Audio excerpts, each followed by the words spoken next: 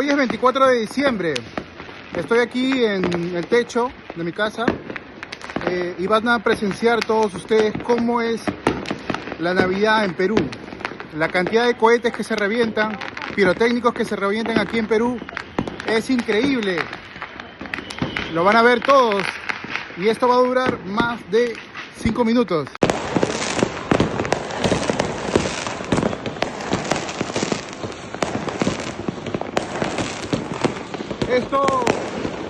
Esto es norte, sur, este y oeste. Voy a rotar para que ustedes puedan ver. ¡Saludos!